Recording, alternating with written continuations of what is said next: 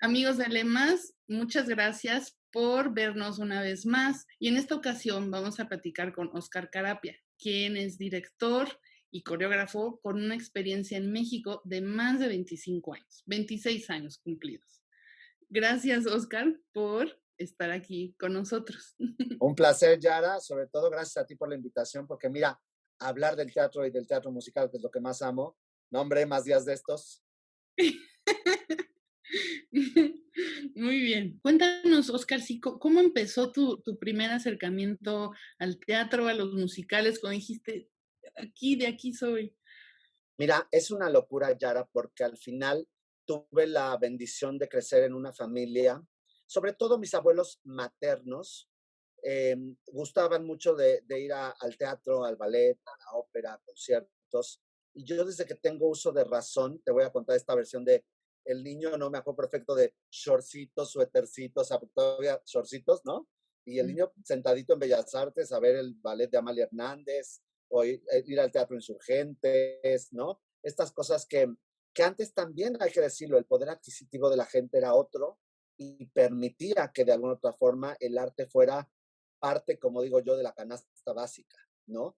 Porque es una mentira que el teatro en específico en México sea caro. El No, teatro para en México no es caro. El exacto. poder adquisitivo de la gente ha cambiado. Y eso es lo que ha hecho que el teatro ahora sea menos accesible a una masa, ¿me explico? Sí. Yo tengo recuerdos muy vívidos de a mis 7, 8 años, ¿no? Estar viendo la producción original del Diluvio que viene, ¿no? De don Manolo Fábregas.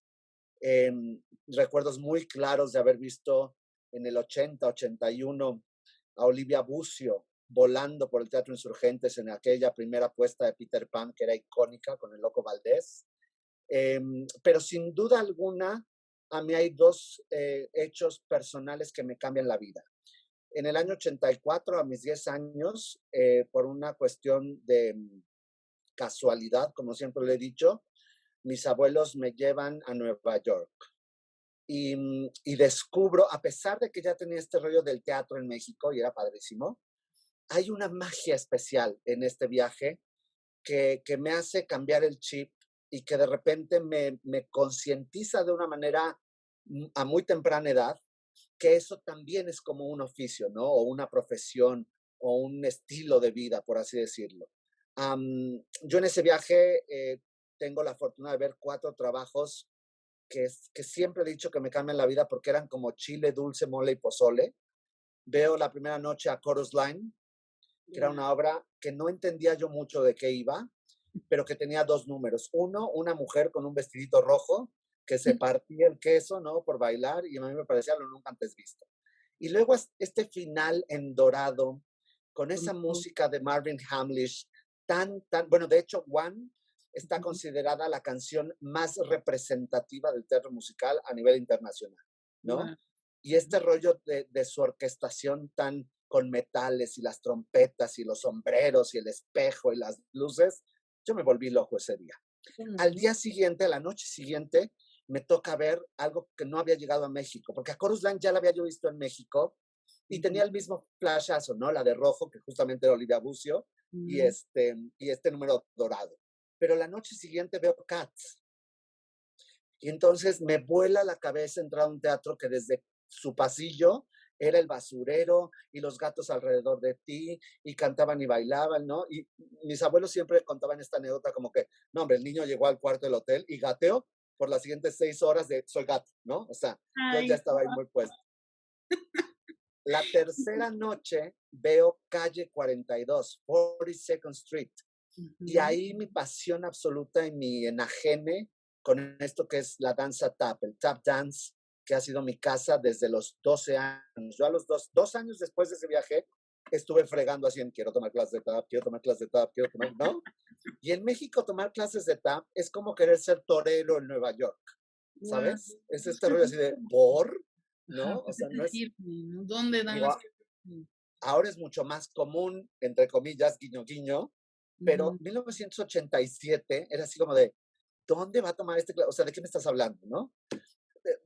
Fui y vine por muchos estudios, la maestra Joan Mondellini, llegué con Roberto Ayala, que justamente fue un gran maestro de tap, y después veo una obra que ciertamente en aquel entonces sí me dejó así como de, pues, quién sabe de qué sea ni qué esté pasando, pero había una magia especial que a un niño de 10 años lo tuvieron sentado en el asiento por 2 horas y media y dije, algo está pasando allá arriba, ¿no? Una obra muy complicada de Terence McNally, John Kander y Fred Depp, que se llama The Rink, la pista. Pero esa obra eran 7 personajes, 8 personajes en escena, 6 hombres que hacían todos los personajes. Hoy lo sé, te lo explico hoy con el conocimiento de la obra, evidentemente. Son 6 personajes de hombre que hacen todos los personajes que puedan existir, de 2 personajes femeninos principales, que eran Chita Rivera y Liza Minnelli. No, bueno. Evidentemente, Yara, esas 2 mujeres tenían una energía y una presencia escénica que a un niño de 10 años le impactó completamente y entendió lo que era la magia. Y es algo que tengo muy claro gracias a ellas y a mis maestros queridos.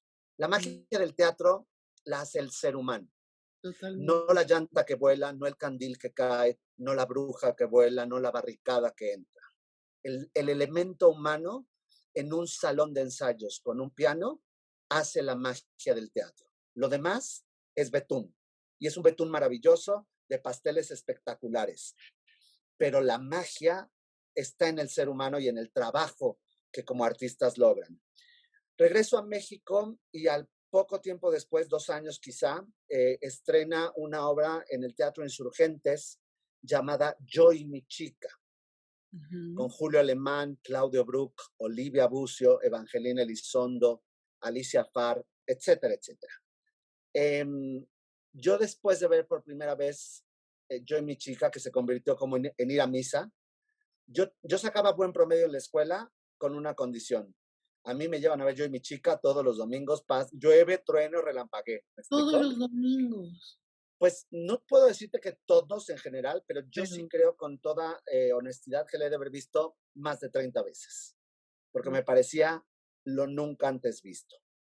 Y ese día entendí que tenía que engañar a mi familia, porque hasta quinto de prepa yo dije que iba a ser abogado.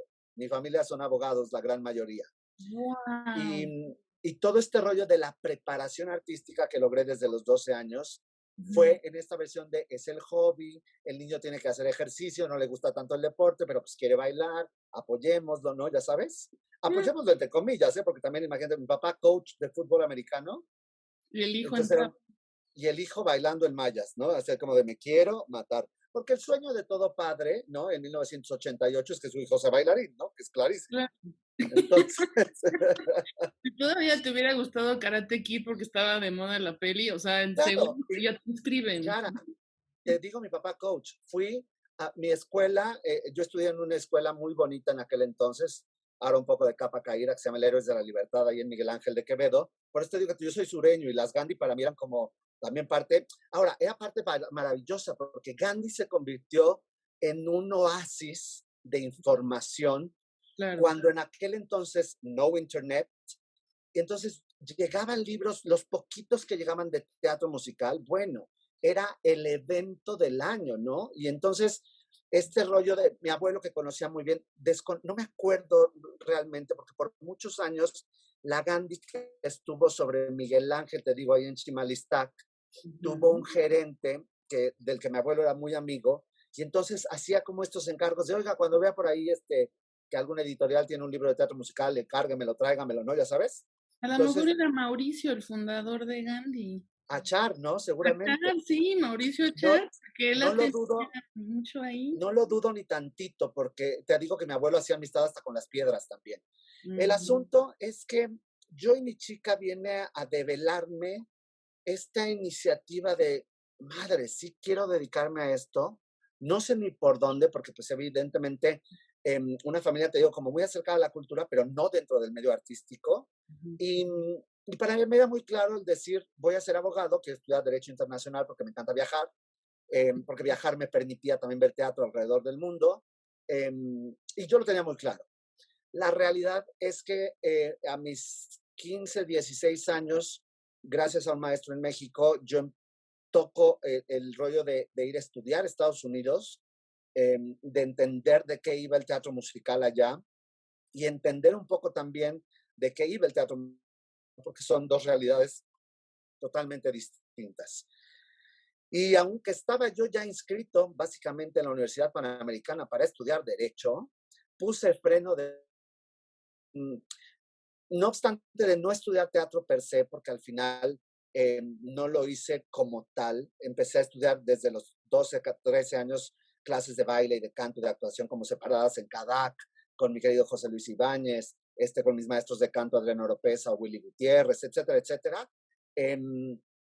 Realmente lo que hice fue a escondidas irme a meter al examen de admisión de comunicación a la Universidad Intercontinental.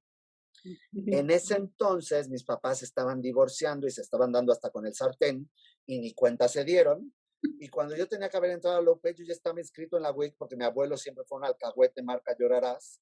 Y me dijo, ¿eso quieres? Vas, ¿no? Y ya cuando se dieron cuenta así de, ¿y qué estás estudiando? Pues comunicación. ¿Y en dónde? En la UIC. ¿Por? No, pues no que te ibas a derecho. Pues no, no me fui por la izquierda.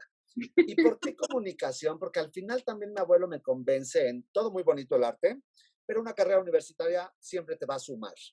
Y por encima de la carrera, entendí una cosa que mi abuelo explicó con mucha, yo creo que con mucho amor a un chavo de 18 años, de decir, la vida universitaria te va a dar otro contexto también, las relaciones, no sé, no me acuerdo exactamente de sus palabras, pero sí recuerdo que me quedé muy convencido y ahí me cambia la vida, Yara, porque con esta cercanía a cómo se estudia esto en Estados Unidos, el día 1 del propedéutico en la UIC, yo voy al departamento de difusión cultural muy seguro de mí mismo a inscribirme en la compañía de teatro musical.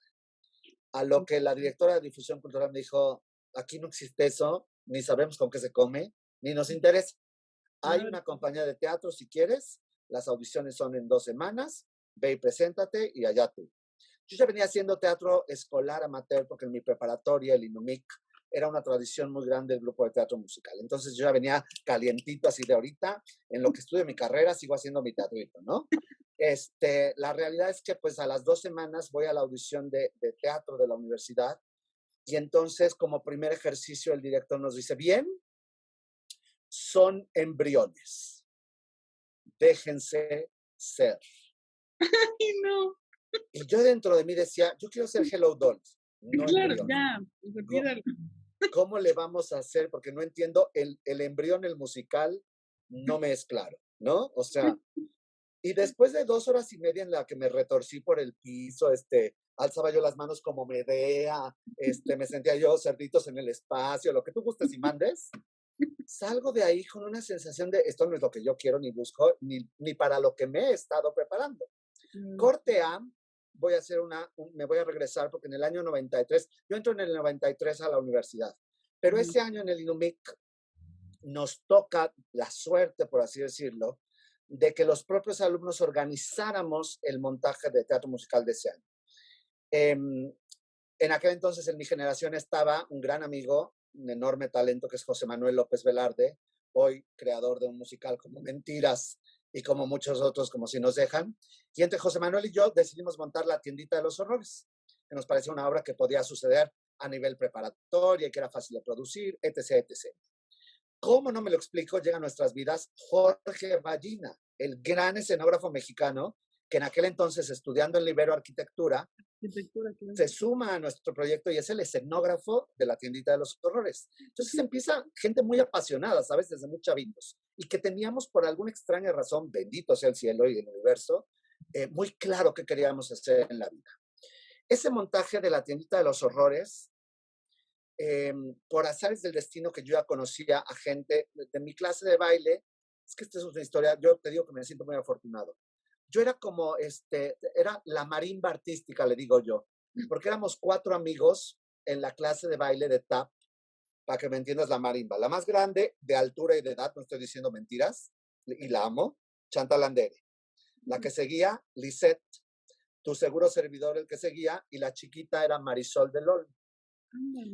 Entonces, de esta marimba musical, por azares del destino, la mamá y la tía de Marisol, la tía que era sobrina de don Marcial Dávila, manejaban la cafetería del Teatro Insurgentes. Entonces, nuestro premio era ir a trabajar a la dulcería del Insurgentes, en lo que en la noche sucedía una obra llamada Calle 42, que a mí me enloquecía. Entonces, si trabajábamos bien, nos podíamos meter ahí en la cortina para ver la obra, ya sabes, era una joya. Yo siempre digo que esa infancia y adolescencia fue una maravilla. Pero estas cosas yo conocía ya a don Ramiro Jiménez, que muchos años fue gerente del Teatro Insurgentes y un gran coproductor de muchas de esas obras. Y en el año 93, yo en Atrevido, este rollo de las placas del teatro, que para mí era como un gran evento y había ido ya a varias entregas, de develación, me refiero, de las 100 representaciones o de lo que es. Me acuerdo perfecto, no me acuerdo si fueron las 100 o las 200 representaciones de una obra en el Insurgentes que se llamaba Por la calle de Alcalá, con Irán Eols. Y la placa la develaron Ignacio López Tarso y Nati Mistral. No, yo me sentía en el estreno de Broadway, ¿sabes? O sea, era una joya. Total, invito a don Ramiro Jiménez, si bien a bien no a develar una placa, a que fuera a ver mi trabajo en la tiendita de los horrores. 18 años, yo coreografiando, sin saber realmente coreografiar, pero haciendo mis pininos. Y algo pasa, hay un clic que siempre tuve con don Ramiro, con él y su esposa. Y esto fue un marzo-abril del 93. En el verano de ese año, un bailarín de Calle 42 que yo había conocido por mis clases, mi querido Toño Montes, que en paz descanse también, me habla y me dice, oye, don Ramiro Jiménez te está buscando. ¿Amú? Sí, ven al teatro, nos vemos a la hora, no sé qué tal. Entonces, ya me voy al teatro y entonces don Ramiro me dice, Toño está trabajando conmigo en algunos infantiles, pero va a empezar otro proyecto y yo necesito quien me coreografíe Blancanieves y los 7 enanos, porque la voy a producir para un teatrito muy chiquito que tenía don Ramiro en el Teatro Ofelia, ahí en Polanco. Y Toño dice que tú puedes, y yo ya vi tu obra y yo creo que sí puedes. Entonces, vas. Wow. Y yo así de, ¿cómo? A los 18. A los 18 años, 19 por cumplir, porque realmente se atrasa todo esto y yo empiezo ensayos de Blancanieves en enero del 94. Para no hacerte largo el cuento, pues eran 4 números musicales, tampoco eran muchos, y pero pues a mí me tocó a los 19 años propiamente, pues decir, tú te mueves, tú te quitas, tú te pones, ¿no? Y la verdad es que eso me dio mucha confianza. Regreso al rollo universitario, porque ya esto ya es enero de 94, y antes de eso, después de la anécdota de los embriones, al día siguiente de los embriones, yo saco una cita, saltándome todas las instancias y gente, porque uno, atrevido desde chiquito, saco una cita con el rector de la universidad. Y entonces la secretaria me dice, oye, pues el rector está básicamente muy ocupado, no sé si te puedo recibir hoy, mucho menos esta semana, pero la semana que entra. Y dije, no, la semana que entra ya es muy tarde para mí. Yo aquí me quedo y yo aquí lo espero. Me senté en su oficina a las 3:15 de la tarde y el viejito, como siempre le digo con mucho cariño, el padre Corona, que fue una persona muy importante en mi vida, me recibe a las 9:45 de la noche. A las 10 se cerraba la universidad. Y a las 9:45 que me recibes así de, ¿pasa algo? ¿Estás enfermo? ¿No tienes para pagar la universidad? ¿Se murieron tus papás? ¿Qué pasa, no? Le dije, no pasa, padre, que siendo esta universidad tan importante, y no yo ensalzándolo, ¿no? Y una institución tan renombrada, ¿cómo es posible que no tengan una compañía de teatro musical? Y de ahí, Yara, no me paró el hocico, lo digo abiertamente, yo creo que los siguientes 45 minutos, ¿no? Entrenamiento que le debo a mi querida Susana Alexander. Entonces, no paré de hablar y decir por qué el teatro musical era importante a nivel artístico, pero a nivel humanístico y a nivel desarrollo integral y a nivel educativo y todo un choro. Yo creo que mareé tanto al pobre padre, al pobre rector de la UIC, que me paró en serio y me dijo, a ver, ¿qué es lo que quieres? Y yo dije, pues pues yo, muy seguro de mí mismo, quiero fundar la compañía de teatro musical de la UIC. Vas, no me des más lata, yo ya tengo cosas que hacer. Preséntame el proyecto, vas, adiós. A la semana yo presento el proyecto, mi primera obra, todo. Vas, ¿no? Es muy curioso cómo este tipo de cosas tan aventuradas y tan inconscientemente aventadas de mi parte, evidentemente causa mella. Y voy a ser muy sincero, ¿por qué? Porque me salté a difusión cultural, porque me salté al Departamento de Desarrollo Integral, porque me salté a la Subdirección General de Asuntos Estudiantiles, etcétera, etcétera, etcétera. Y de repente llega un comunicado a todas esas instancias de el alumno Oscar Carapia del no sé qué primer semestre de comunicación tiene la autorización de rectoría para hacer las audiciones de la compañía de teatro musical de la, ¿no? Así ya sabes, en 1, 2, 3 por mí y por todos mis compañeros. Sacando ámpulas a todo mundo. Y yo sin deberla ni temerla porque no era el mal plan, ¿sabes? Sino era nada más en esta aventura y en este, como Esta siempre digo, pasión que te come el teatro. la inconsciencia de la juventud. Y entonces, pues que me lanzo y que hago mi primer proyecto, que era una cosa muy extraña. Mi obra favorita ever en la vida desde que tuve razón de ser, desde que la vi. Bueno, no desde que la vi, yo descubrí el disco mucho antes de verla. Es una cosa de Stephen Sondheim que se llama Follies. Y me gusta por esta nostalgia que tiene sobre el teatro y por, ahora lo entiendo a mis 46, entiendo también este rollo de las relaciones personales entre la gente del teatro, ¿no? Que es una obra muy dura y muy cruda en ese aspecto, aderezada dentro de este gran mundo del Follies de Ziegfeld, ¿no? Según yo estaba montando Follies, pero tenía pistas de Barnum y del Mago y de Todo se vale, de lo que yo había comprado en Nueva York, pues con eso hicimos la obra, ¿no? Porque de dónde iba a sacar las pistas de Follies. El libreto me lo inventé porque había yo comprado la novela original de James Goldman y entonces medio la adapté, pero no éramos humanos, éramos unos fantasmitas que vivíamos en el teatro. Todo mal. Esta interpretación, ya, todo se Todo vale. mal, pero me sorprendió y es a donde va la anécdota de todo este choro, que yo publico esas audiciones para la compañía de teatro musical y en la primera vuelta de esas audiciones yo tengo más de 120 alumnos que van para querer tener un lugar en una compañía que no existía y que no tenía yo idea de cómo iba a sacar adelante. Yo venía del Inumic, de esta prepa, con un compañero llamado Richard Gramlich, enorme amigo y gran talento también, que se convirtió como en el productor ejecutivo y que gracias a 20,000 pesos del 94 de su papá y 20,000 pesos de mi abuelo, sacamos la lana para producir esa obra. Cabe aclarar que la universidad me dio el permiso, pero no me dio presupuesto. No, evidentemente, todas estas instancias dijeron, oye, ¿y de cómo? O sea, ¿sabes? Yo tenía el permiso de hacerlo y el auditorio de la escuela. 15 años me quedé dirigiendo esa compañía de manera gratuita, nunca cobré un peso.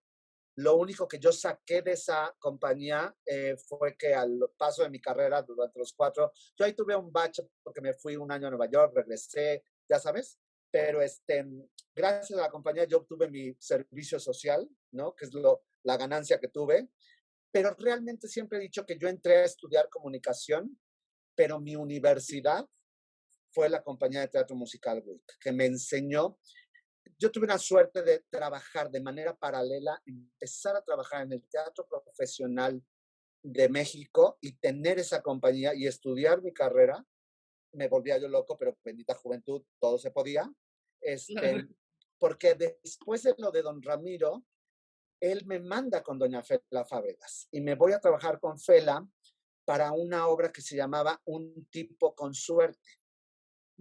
Que no era ni tan suertudo porque no tuvimos público, fue un fracaso, Marca Llorarás.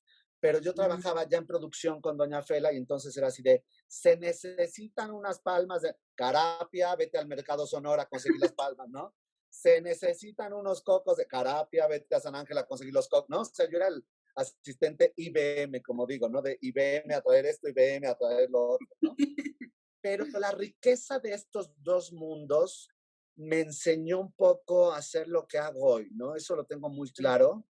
A no olvidar que el teatro es una profesión, sí, pero que debe de haber amor. El teatro amateur, eso significa el amor por el teatro. Y cuando pierdes ese amor y ese sentido, yo siempre que estreno una obra, tengo como una plática muy emocional con y creo tenerla desde los primeros ensayos, pero siempre digo, yo estoy aquí parado enfrente de ustedes cumpliendo la ilusión de un niño que estuvo sentado en una butaca y dijo, quiero hacer esto algún día. Y no se me olvida, y trato de que no se me olvide todos los días, porque de ahí va el tener los pies en la tierra también, ¿no? Y no Claro, sentirte la última sí. Coca-Cola del No, yo desierto, ni mucho soy lo menos. mejor, claro, y destruir, ¿no? Las ilusiones de mucha gente, o le puedes decir, 100%. mejor aquí, mejor acá, pero no te pares aquí, eres insoportable, eso que se da fácilmente, ¿no? Y tuve grandes maestros, porque lo tengo que decir también, que su metodología era te destruyo para construirte, ¿no? Sí, No la comparto hoy, me queda clarísimo, la viví, entiendo de qué va, pero no es mi estilo, ¿no? muy Porque también crecí bajo el cobijo de mucha gente que me dijo, el amor lo puede todo, ¿no? claro, Entonces, para mí es muy muy claro eso. ujú, muy bien. Muy bien. Oye, pero, y entonces, el qué plantón lo hicieron ahí, ¿no? Bajo ¿Qué tu plantón lo hicieron en el San Rafael en el okey, año 89-90 por ahí? Claro que yo la fui a ver también muchas veces y me encantaba, pero en aquel entonces como que no estaba tan regulado todo lo de derechos y eso, entonces todas las escuelitas habidas y por haber empezaron a ujú, hacerla y yo me aburría, decía, ay no, todos van a hacer que plantón otra vez, qué flojera, ¿no?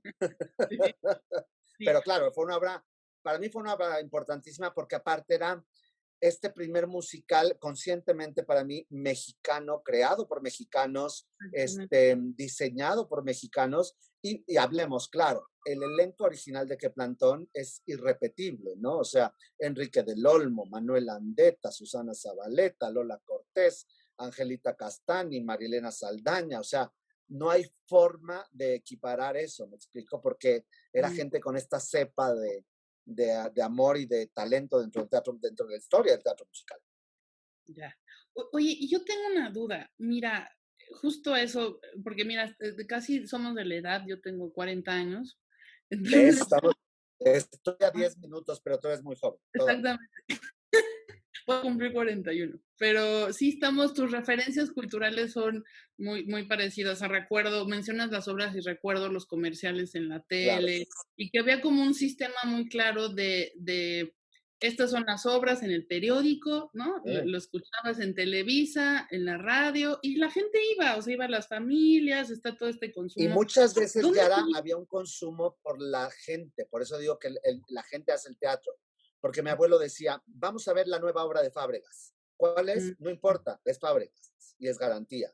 O vamos claro, a ver qué está haciendo doña Silvia, ¿no? Y lo que estuviera haciendo seguramente iba a estar bien hecho, ¿no? O sea, sí había como esta confianza, o lo del Insurgentes. Lo que esté claro, puesto en el lo que esté Insurgentes la es gente. garantía, punto. Sí, sí, sí, sí, totalmente. O ir al helénico, ¿no? Sí, ya como tus lugares sagrados para el consumo normal de la cultura y el movimiento, ¿no? 100%. Lo que siempre he tenido yo la duda es cómo, como lo habías mencionado al inicio de nuestra plática, viene de Broadway y de West End, vienen como los íconos a seguir, vienen, y de Hollywood también, porque hay musicales que primero es película y luego Broadway y a veces al revés. ¿Cómo, o sea, son muy caros los derechos para montar las obras extranjeras? O sea, quisiera yo saber cómo la, la ¿cómo se dice? Como El, sí, te como la entiendo, licitación. Ah, te gracias. entiendo, sí, te entiendo perfecto. Mira, pasa una cosa muy triste. Con el paso de los años y el debacle de nuestra economía, evidentemente ha sido mucho más caro ahora de lo que fue hace 50 y pico de años más que esto tiene. Em, el rollo del teatro musical a México llega por las películas musicales en México, ¿no? Todo este rollo de las rumberas, de Pedro Infante y Jorge Negrete cantando, aunque no nos era, eso siempre lo digo en mis clases, el teatro musical no era lógico en México porque nos enseñaron a justificarlo. En Estados Unidos, una película musical, hablemos de esta situación, estamos platicando y de la nada yo empiezo a cantarte y tú me Claro. regresas la canción y acabamos bailando y felices y contentos. Ujú. En México, de no ser la industria de la revista o de la carpa, que tenía los musicales, pero que no eran integrados a la historia, porque era sketch musical, sketch político, ¿no? O sea, no tenía como, no contaban una historia a partir de todo eso.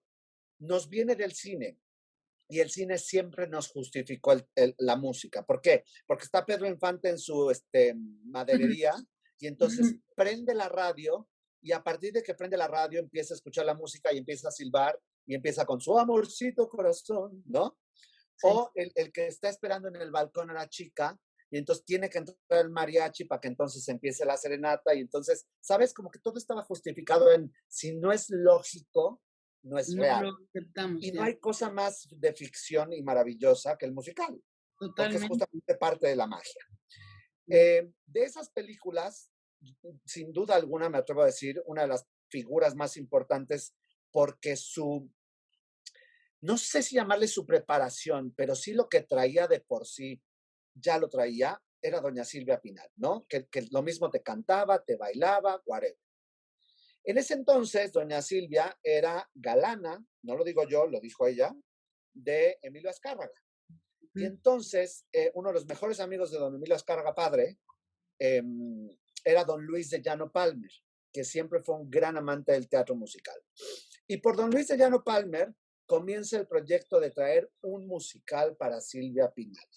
Ya no un espectáculo de revista, ya no un show de centro nocturno, que eran muy famosos en aquel entonces, sino una obra de teatro musical que te estoy hablando del año 56, wow. Y la gran era dorada del teatro musical en Broadway empieza en 1943. O sea, ya llevaban 13 años antes de la gloria de obras como Oklahoma, El Rey y Yo, Damn Yankees, la que tú me gustes y mandes, la gran era dorada del teatro musical americano. El teatro musical en Estados Unidos como tal surge en 1866. Sí. Ese es el inicio del musical integrado. Y los años 20, te voy a contar una cosa, solo en el año 22 hubo más de 187 musicales nuevos. Entonces, la producción a nivel industria era brutal. Sí. Corte A, compran una obra llamada Bells Are Ringing, que aquí en México se tradujo como Ring, Ring, Llama el Amor, y fue el primer musical americano en llegar a México.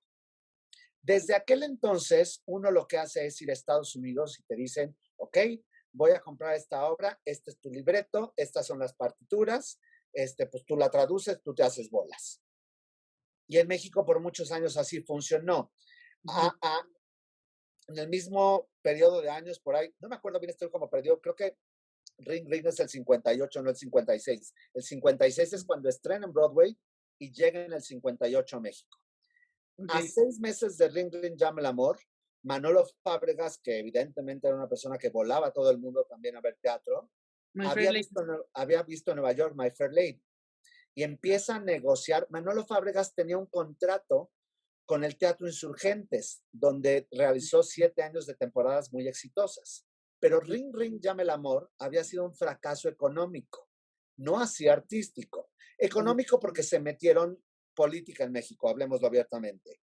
Por don Emilio Azcárraga, no me acuerdo quién estaba en gobernación, pero le dan el permiso de subir el costo del boleto, que estaba regulado en aquel entonces, costaba 8 pesos, y lo pudieron subir a 12, que era lo lógico porque la inversión de hacer un musical era costosísima. Pero como a mí me pasa en la WIC, se saltan al jefe del departamento del Distrito Federal, en aquel entonces un señor con un rigor férreo de apellido Uruchurtu, y Uruchurtu básicamente les manda abrir una zanja del tamaño de la calle enfrente del Teatro del Bosque donde estaba Ring Ring Llama el Amor, que porque iban a arreglar la tubería.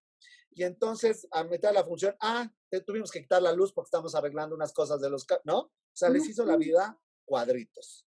Lo cual hace que la obra truene, ¿no? Tanto como que la gente tampoco estaba acostumbrada al género y no entendía de qué iba, tanto como porque también sucedieron estas cosas por ahí medio raras. Okay. Corte A, don Manolo le dice a don José María Dávila, el dueño, creador y el que levantó el Teatro Insurgentes, que va a ser Mi Bella Dama. Le dice, pues la haces en otro lado, porque en mi teatro, ni de broma, porque no vamos a tener un fracaso y eso no va a funcionar en este país, tatatú. Y entonces don Manolo, estas cosas son como de, siempre le he dicho, como de diosidencia, ¿sabes? O sea, pasan porque en el destino tenían que pasar. En aquel entonces, que no estaba tan organizado como ahora el rollo de las agencias, el hermano de uno de los autores de Alan J. Lerner era el encargado de la producción de la obra, Robert Lerner. Entonces lo mandan a México para supervisar la producción de Mi Bella Dama en México y Robert Lerner queda enamorado de México. Y no solo se enamora a nivel de país, sino de industria, sino de posibilidades y de talento, que junto con Manolo se convierte en el coproductor de Mi Bella Dama y levantan el proyecto en el mismísimo Palacio de las Bellas Artes. Porque aparte no había teatros con la infraestructura de espacio para poder montar un musical. Claro. Y es un éxito tal que termina su periodo en Bellas Artes y lo tienen que mudar al que hoy conocemos como el Teatro de la Ciudad, el Teatro Esperanza Iris, que más o menos pudieron adaptar la obra ahí. ¿A qué voy con la historia de Bob Lerner? Que Bob Lerner se queda en México los siguientes 30 años a producir musicales. Y produce Mame y Annie es un tiro y Evita y muchísimas obras muy importantes, ¿no? Y bueno, Don Manolo evidentemente se sigue. La gran diferencia hoy es que, vuelvo a lo mismo, el poder adquisitivo es otro, la paridad con el dólar es otro, y los costos de producción han cambiado, y eso lo explica muy bien Harold Prince en uno de sus tantos libros maravillosos, porque dice, en 1971 yo levanté la producción más cara de la historia de Broadway, que era Follies, y nos costó $750,000, que era impensable e irrecuperable, y ¿qué vamos a hacer? ¡Qué angustia! No entiendo esta declaración de 1997, no entiendo en qué una obra como El Rey León se puede gastar $22 millones. Sí, no. No lo entiendo, ¿sabes? Y soy como muy de esa forma de pensar desde el punto de vista en el que, bueno, claro, como creativo soy el primero en apoyar que hay que pagar derechos de autor, no solo evidentemente por el libreto, por la música, sino también por el diseño de producción y de coreografía y de todo, que todo cuesta y está bien, pero también yo creería que un poco según el sapo es la pedrada, ¿no? Si vamos a producir en Londres, claro, la economía es otra, la tradición es otra, ¿no? A México le ha pegado mucho que los costos para hacer teatro musical se han elevado y que levantar un musical con todas las de la ley, y me refiero evidentemente a comprar los derechos, muchos musicales te los venden y tú te haces bolas con tu diseño de escenografía, ¿no? Eso pasó en Sugar. Nosotros que hicimos Sugar ahora, compraron los derechos de la música, del libreto, y aquí hubo un diseño original de escenografía y de coreografía y de vestuario y demás. Pero musicales, hablamos, por ejemplo, como Billy Elliot o como Los Miserables o como Chicago, no te los venden si no los haces en una versión réplica. Lo cual está bien también, porque habla de cuidar una calidad del producto. Pero también, como decía doña Silvia Pinal, yo también tengo en México grandes creativos que podemos hacer una propuesta nueva de escenografía, de coreografía, ¿sabes? Ella lo decía hace muchos años cuando intentó hacer para ella misma Sunset Boulevard y que fue incosteable porque le dijeron, padrísimo, eres ideal para hacer. Te hablo de una Silvia Pinal en el 95, ¿no? Con otras condiciones. Pero justamente lo que ella no pudo fue, me obligan a pagarle un sueldo y estancia y alimentos a director, coreógrafo, productor, iluminadores, o sea, hay todo un costo de mantener a un chorro de gente por meses en este país, más lo que te cuesta montar la obra, más lo que es el costo de la producción física, los fierros, las maderas, las telas, ¿sabes? Entonces, solo grandes visionarios, que Manolo fue uno de ellos, que Silvia lo fue porque la producción de Silvia de La Jaula de las Locas fue espectacular, pero realmente las grandes empresas, ¿no? Un poco la que levantó Marcial Dávila, Yo y mi chica, no lo digo yo, lo dicen los dueños de los derechos. El montaje de México era mucho más grande y espectacular que el de Nueva York. Era espectacular. Y mismo Calle 42 era espectacular. Bob Lerner, perdón, hizo una Evita, copia calca de Broadway. Cuando se hizo a Chorus Line acá, estaba supervisada por el mismísimo Michael Bennett, etcétera, etcétera. Pero cuando los costos empezaron a crecer, solo las grandes empresas y los consorcios tipo OCESA, con la llegada de Bella y Bestia, pudieron sustentar el costo contra el tiempo que tienes que permanecer en cartelera para poder amortizar lo que te costó la inversión y poder empezar a ganar. Un productor independiente como yo no podría jamás, por ejemplo, traer a México una obra de ese tamaño, porque no hay manera de sostenerla, ¿no? O sea, si no tienes un background de una cartera muy grande Y evidentemente se empezaron a usar patrocinios. Este rollo que antes el teatro se hacía con inversionistas Ujú. y coproductores cambió a la era de los patrocinios, Ok. que no necesariamente tenían que recuperar su lana, sino la ponían. Ahora, ahí va una cosa que el gobierno nunca ha apoyado de manera frontal. Poquito algunos insumos que ahora, perdón, algunos estímulos que ahora ya nos quitaron, pero este rollo de los impuestos y de entender justamente que por encima de traer una obra americana, si yo quiero levantar un proyecto como Qué Plantón, que es 100% mexicano, pues Ujú. no me va a costar abajo de 12, 14, 15 millones de pesos, No te ¿no? entiendo. Claro. Una Entonces, temporada o nada más no, no, no, juntar. llegar al estreno, llegar en lo que cuesta la escenografía, los focos, la orquesta, ¿no? De cuando tú gastas 15, te voy a decir una cosa, lo sé por buena fuente, Sugar costó 16 millones de pesos. Madre mía. 16 millones de pesos. El día uno de taquilla, traes esa deuda más lo que el costo operativo de la obra te empieza a costar. Mm, Sueldos, ¿sabes? ajá. Luz, agua, ¿sabes? Porque todo eso en los teatros a veces no se toma en cuenta. No, No pues es el cascarón, es la luz, es el agua, es el gas, es Invited, ¿sabes? ajá, Ballet Park. Entonces, hay un chorro de cosas y por desgracia, tampoco hay este rollo en el musical específicamente del teatro subvencionado. Yo he querido meter proyectos en Fonca y en muchos lados, pero es teatro musical y te ven así como, ay, no, no, no, esas son gringadas, no, aquí no nos gusta, ¿sabes? Mm, Entonces es muy complicado y lo digo como lo dije hace rato, lo decía mi maestro Jeffrey Holder en Nueva York, hacer teatro musical en México es como querer ser torero en Nueva York. A sí, ver, haz una carrera de torero en Nueva York, ¿por dónde le empiezas, no? sí, Así es de complicado hacer teatro musical en México, hoy más que nunca, porque pues bueno, estamos no solo cerrados hace casi un año, sino también sin un panorama claro de a dónde va a ir la industria, porque no hay los apoyos. La gente cree, y es un mito que hay que aclarar, ujú, que el que hace teatro es rico, y no es ujú, cierto. Claro, habemos, y no me puedo ni siquiera sumar a las grandes cabezas como Morris, como Alejandro Gou, como Claudio Carrera, como Tina Galindo, pero hay gente que le ha apostado y le ha ganado bien, pero le ganas una de entre 4 fracasos y claro. le ganas una vez dentro de 7 obras que apenas si la libraste y recuperaste. O sea, es de un amor infinito hacer teatro musical en este país, porque muy pocas veces es negocio.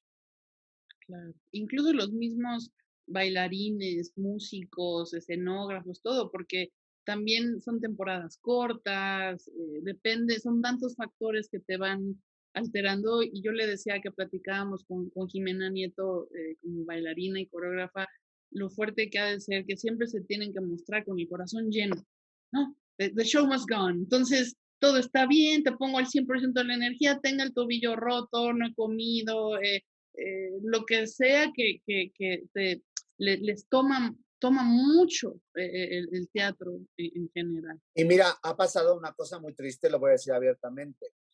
Tan golpeado está el medio que Ujú, también no es equitativo. ¿A qué voy? Muchas empresas, de las grandes empresas que hay hoy, levantan un proyecto y a lo mejor no va bien, ¿no?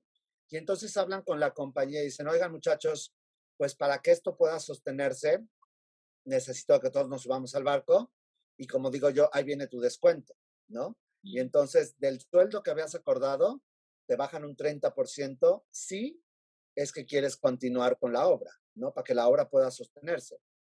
Todo bien, estoy de acuerdo, yo he estado de los dos lados y sí. entiendo que a veces tienes que pedir la cooperación de todos. Donde no está padre es que cuando va muy bien la obra, los productores nunca pagan más. Y yo Y solo conozco a un hombre, que fue Marcial Dávila, que en calle 42, a las 100 representaciones, cuando la inversión se había recuperado, mandó llamar a toda la compañía y les dijo, muchachos, vamos muy bien, a partir de esta quincena todos ganan el 10% más de su sueldo.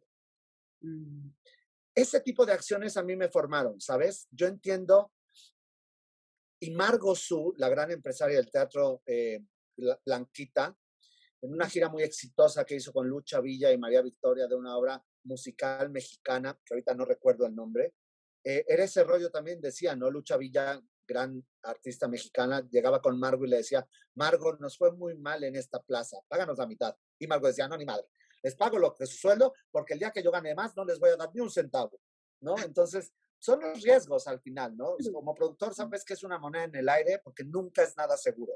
Pero también creo que la industria después de esto tiene que empezar a cambiar y a ser más equitativo y a entender que tú podrás tener el know-how y el how much para hacer la obra. Pero sin la gente no lo puedes hacer, sin los músicos no la puedes hacer, sin los bailarines no la puedes hacer. Yo creo que también tiene que llegar una era donde la gente vea más allá del nombre de las estrellas y busque el talento. Claro. Ha habido mucha gente que ha hecho el teatro musical sin tener con qué hacer el teatro musical. Y hay mucha gente que está en las fuerzas básicas del teatro musical que podría sostener los grandes titulares de un musical y que muchas veces no llega a esos lugares por no tener el nombre o no estar en estelar en la novela o no tener un disco muy exitoso, ¿no? Entonces, yo creo que esto que nos vino a golpear fuertemente también va a ayudar a que un poco la industria, deseo de todo corazón, empiece a modificarse en muchos aspectos.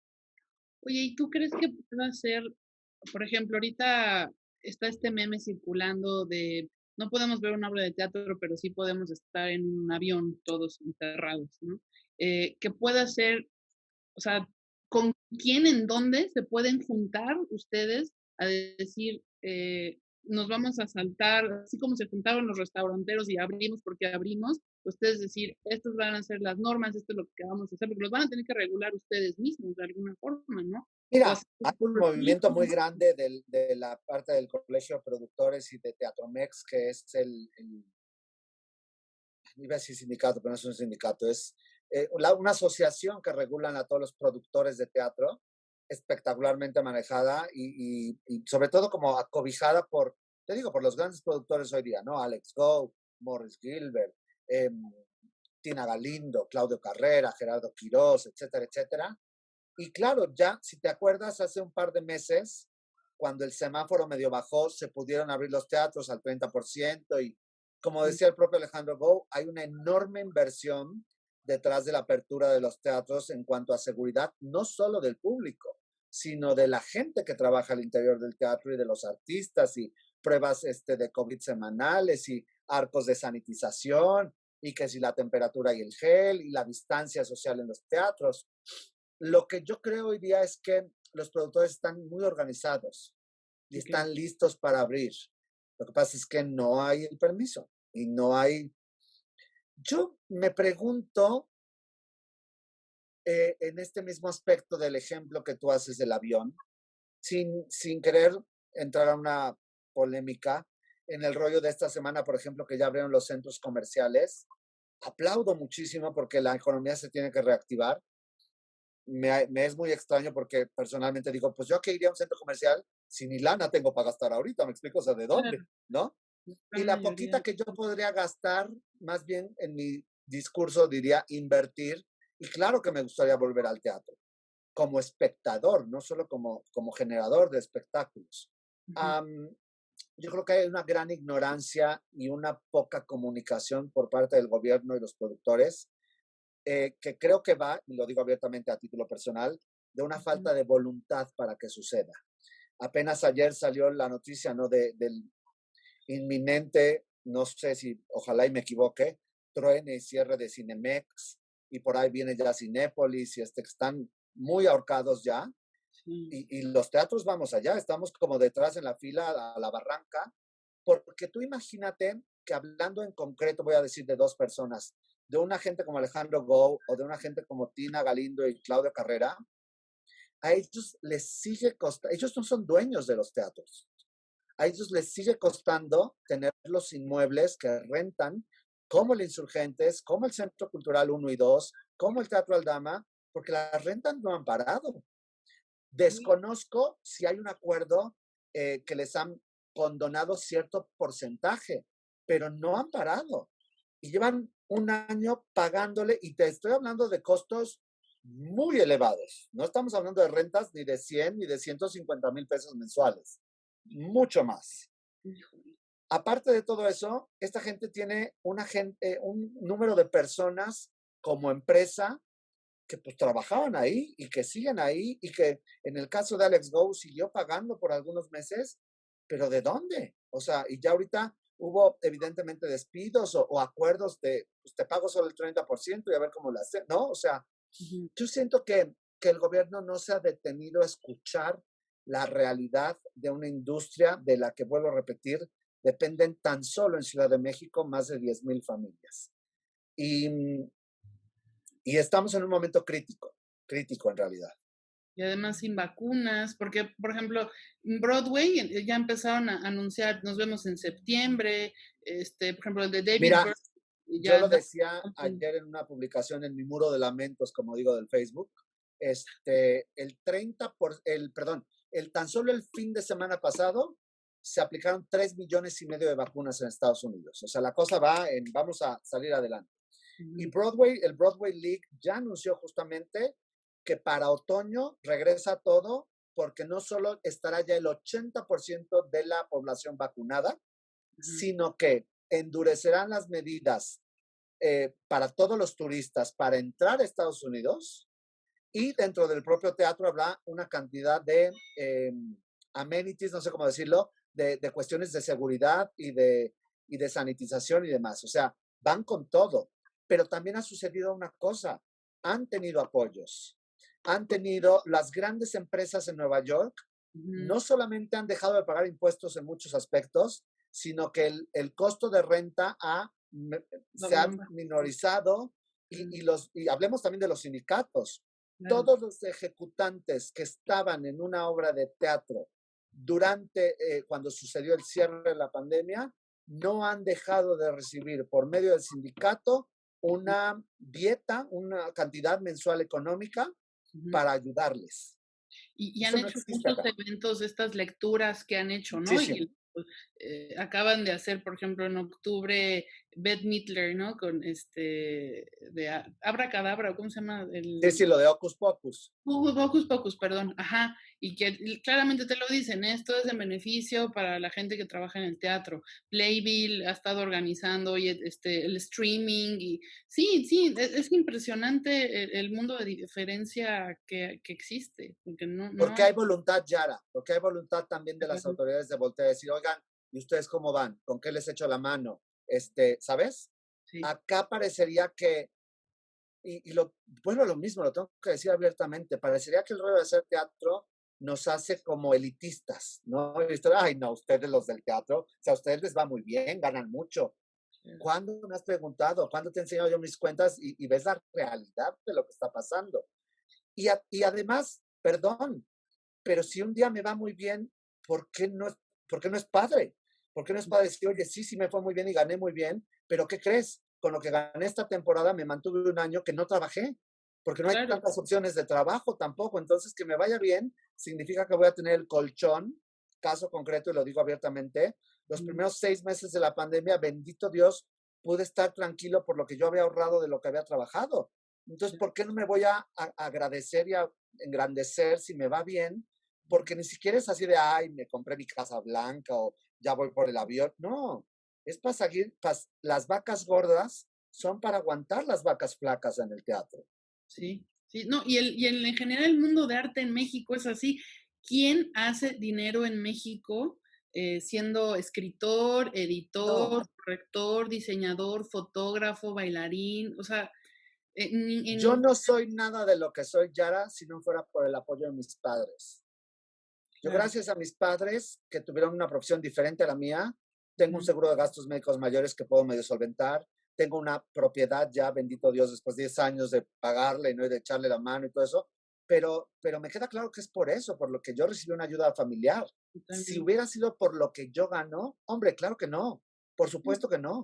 Sí, no, no, y te digo, nos vamos a todos los sectores. Viene como siempre al caso, siempre me acuerdo de Virginia Woolf de A Room of One's Own, o sea, si tú quieres ser escritora o un artista, ¿no? Completo, tienes que tener el dinero de la familia. ¿No? Al fin y al cabo, una protección que no se tiene en México de ninguna manera, ¿no? Quitando becas, 100%. quitando fideicomisos, sí, no, y por eso Pero las becas y los fideicomisos son mínimos, o sea, sí, la es una gran, cosa. ¿no? Es una nada y ahora ya no los hay. Entonces, así adentro. como de, no, pues estamos fritos, ¿no? Mira, Ahora, por encima de la ayuda fiscal o de la ayuda tal cual gubernamental, ujú, creo que lo más triste es que no hay una conciencia del bien que le hace a la sociedad el arte. exacto. Punto. O sea, vuelvo a lo mismo. Para mí el arte, bendito Dios, porque así me crecieron, así me educaron, es canasta básica. Y es tan importante escuchar una buena melodía como aprender a sumar y restar. Y, ¿sabes? A ese nivel lo considero yo.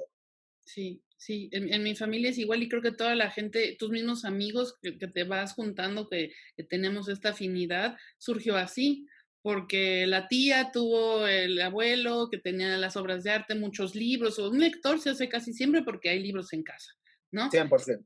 La música igual, es que mi abuelo es el que mi abuela nos ponía siempre, pues no es todo lo de Deutsche Grammophon y me llevaban a Bellas Artes y ya, y no de alguna forma no importaba tanto tu estado económico, pero tú decías como, pues en general alcanzaba más fácilmente para verte todos los domingos o en la UNAM, ¿no? En la FUNAM y sí, no, pero no, ahorita la gente está atrapada con las redes sociales, con Netflix, con...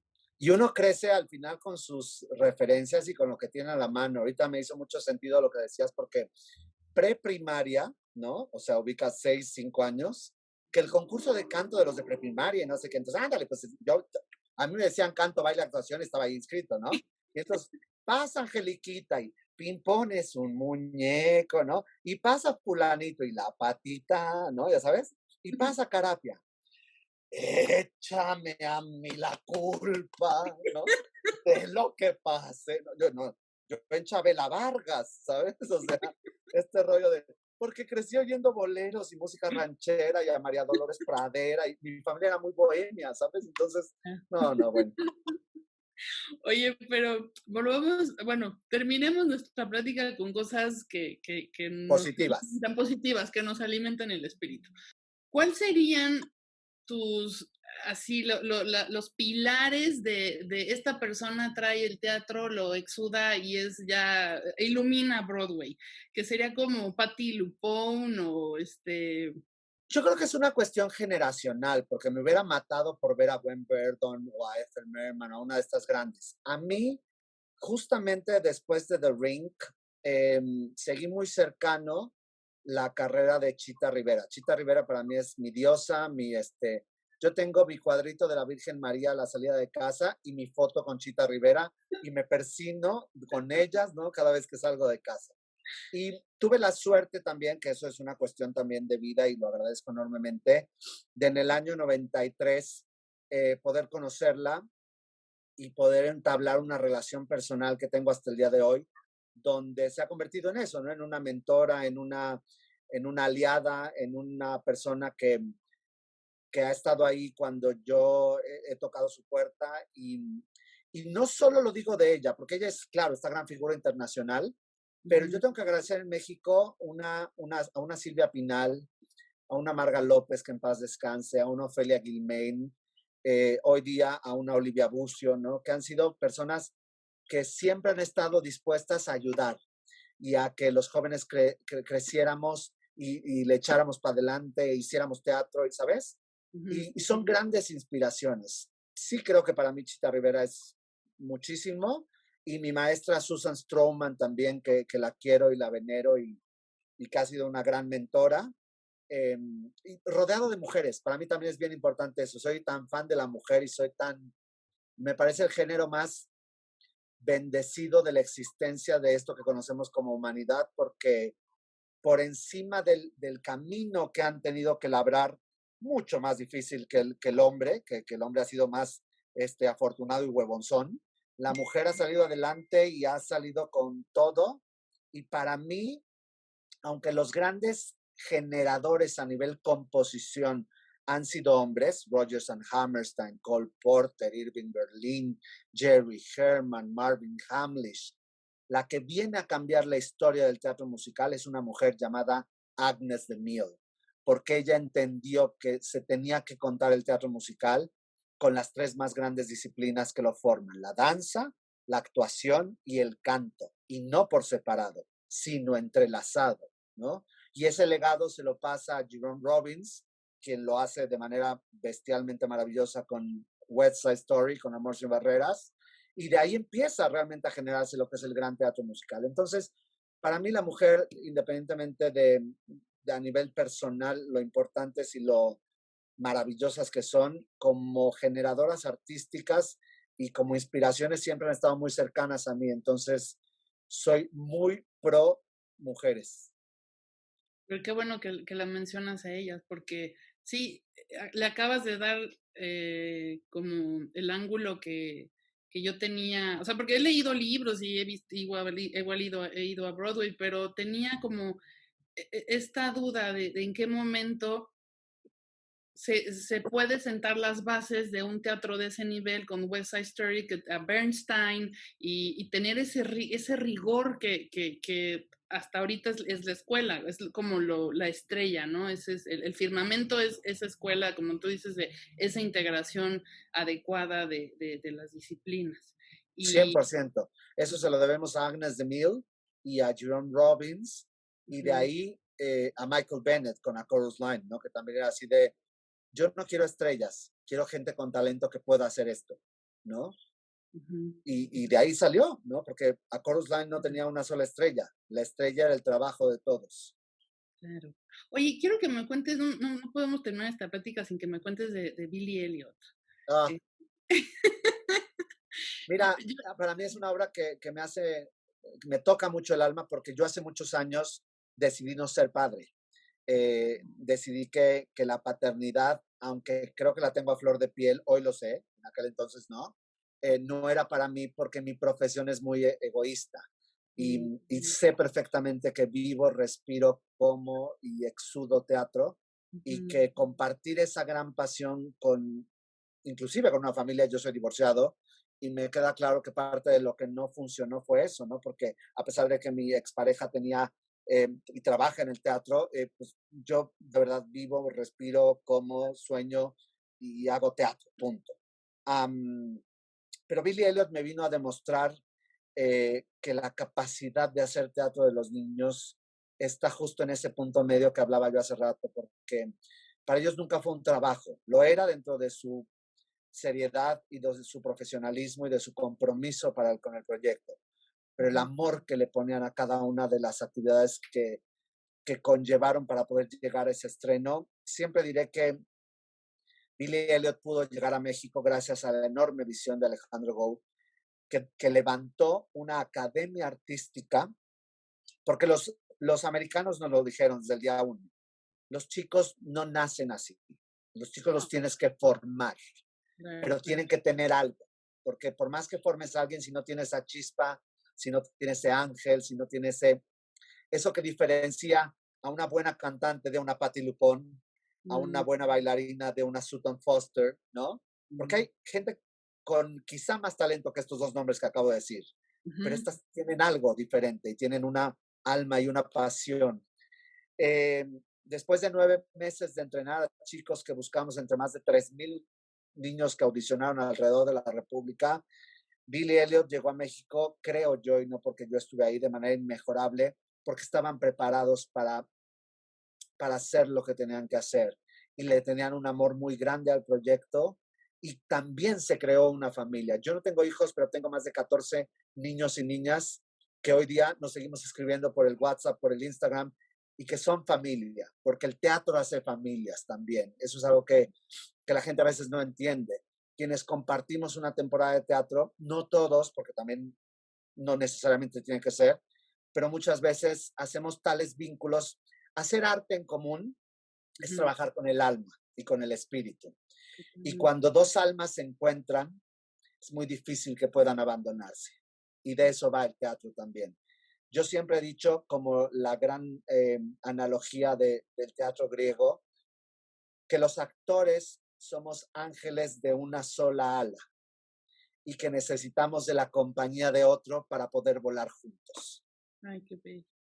Entonces, para mí eso es Billy Elliot, haber encontrado muchos angelitos que me han ayudado a salir adelante y cuyo amor que va y viene es un motor importantísimo en mi vida, porque aparte hice familia con las familias de ellos, ¿no? Entonces, es como una red de amor y de muchísima empatía.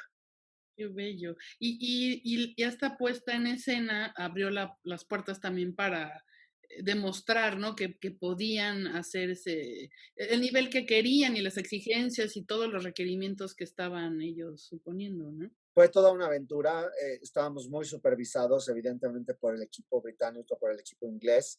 Vinieron gente de Estados Unidos a supervisar todo. Y la verdad es que se logró una calidad que yo mismo dudaba, no decía, madres, ¿cómo le vamos a hacer? Ahora sí nos metimos en camisa de 11 varas, pero todo está en voluntad, todo está en disciplina, todo está en compromiso y en una profunda pasión y amor por lo que estamos haciendo. Y cuando la cabeza lo tiene, porque Alex Go lo tiene, permea, ¿no? Permea para abajo hasta el más. Te voy a decir una frase que alguna vez me compartió una persona de limpieza de ahí del Centro Cultural Telmex. Me decía, ay, joven, yo vengo y soy tan feliz de verlos cantar y oír, o sea, hasta me dan ganas de quedarme aquí. Tengo que ir a limpiar el otro teatro, pero me dan ganas de quedar, ¿sabes? O sea, permea para todos lados, que es a lo que voy, ¿sabes? Y la verdad es que la gente lo sentía. La gran mayoría de los comentarios de la gente que vio Billy Elliot eran así de, wow, qué maravilla, qué padre. Y bueno, nos cayó el temblor, ¿no? Nos cayó el temblor del 17 y ahí cambió la historia también. Y de ahí la obra no pudo levantarse, ¿no? Evidentemente hubo ahí como un debacle. Después tuvimos la fortuna, también gracias al empuje de Alex, de poder hacer una gira de 8 meses, 9 meses, y llevar la historia de Billy por toda la República Mexicana, lo cual era impensable, pero lo logramos. Y padre, yo siempre diría que es una gran. ¿Sabes qué? Que son grandes textos. Eso no hay que perderlo de vista. José Luis Ibáñez lo decía. El teatro musical, antes que la música, es el texto. Por eso se llama teatro musical. Entonces, cuando tienes una gran historia con una gran partitura, aquello fluye. No, y la música de Elton John, ¿no? También. Joya, Ya, joya. tiene todo. Y justo acabas de responder una pregunta que tenía eso, o sea, el teatro sin una buena historia, eh, pues, porque hay Pues obras, podrás tener ¿no? un Que, show. Puedes ajá. hacer un show con muy buena música. No te gastes el cerebro por contar una historia. Ujú. Si vas a tener una muy buena historia y la vas a musicalizar, ese es otro trabajo. Sí, sí, sí. Oye, ¿y qué hace esas piezas que cuando ves un musical por primera vez ya sales cantando, por ejemplo, las obras que ha hecho Andrew Lloyd Webber, estos tipos de directores que dices, ¿cómo encuentran ese dinamismo necesario para encontrar las melodías que al final te acuerdas primero de la melodía y del símbolo de la obra, pero ¿cómo ocurren esos milagros? Yo siento que es magia, Yara. Yo siento que es magia y lo decía Irving Berlin desde los años 20. Yo no sé contar historias, sé escribir bonito, ¿no? Eh, ¿Por qué? Porque pues, son gente tocada por Dios. A mí, sin ponerle el mote religioso a mi comentario, sí siento que es gente tocada por una deidad diferente, por una energía diferente, en la que tú lo acabas de decir. Yo me acuerdo perfecto de Jerry Herman, Maine, Hello Dolly, La Jaula. Son obras de las que sales, ¿no? O sea, porque se te queda, ¿no? Uno ve Cats y puede haber visto el gran espectáculo, pero sales con el ¿no? Yo creo que son eso, son personas específicas y momentos específicos donde esta gente tocada por una energía diferente logra a través de su arte la comunicación. Doña Silvia Pinal lo decía, yo he hecho grandes obras de texto, Vargas Llosa, Shakespeare, Neil Simon, y hay grandes textos donde verdaderamente la poética de la narrativa es divina, pero nunca se compararán cuando un texto va cobijado por la música, porque la música es una conexión energética inexplicable, donde por más bello el del texto que diga te amo, cuando se lo cantas a alguien, te entra por los poros. Y no solo en el teatro musical, tenemos a Agustín Lara, tenemos a Manzanero, tenemos a mucha gente que ha demostrado que las emociones a través de la música son incalculables. Y pasa, no sé si te ocurrió a ti en un principio, porque vuelvo a mi anécdota de los 10 años, yo no hablaba inglés bien, iba en una escuela bilingüe, sí, pero bueno, no lo entendía al 100, pero la música me transportó. La música me sublevó a decir, no sé qué esté pasando, pero lo que pase ahí lo quiero vivir toda la vida. Totalmente. Muchísimas gracias, Oscar, por este tiempo. Gracias, Millara. ¿Quieres decir algo más? Reclámale al público. No, yo solo quiero decir al público que lo vamos a esperar con los brazos abiertos cuando nos permitan volver, que no hay nada más importante para nosotros que terminar el ciclo del acontecimiento teatral, que es el público, y que sin ellos no somos nada, y que se den la oportunidad de experimentar al teatro, porque también la humanidad sin teatro no sería mucho de lo que es. Así es. Muchísimas gracias. Gracias, Millara. Placer para mí hablar de lo que más amo. Entonces, me viene. Hay Me que viene hacerlo bien. mensual. Por favor, cuando quieras, cuando quieras. Ya tienes mis datos cuando se te dé la gana. Te voy a avisar porque voy a hacer este streaming justamente para levantar fondos para muchos de los bailarines de teatro musical. Vamos a hacer este gran streaming, primero Dios, para mayo, porque empezamos ensayos en marzo, que va a ser, fíjate, yo con todo lo que amo el teatro, no creo en el teatro por streaming, me cuesta mucho trabajo.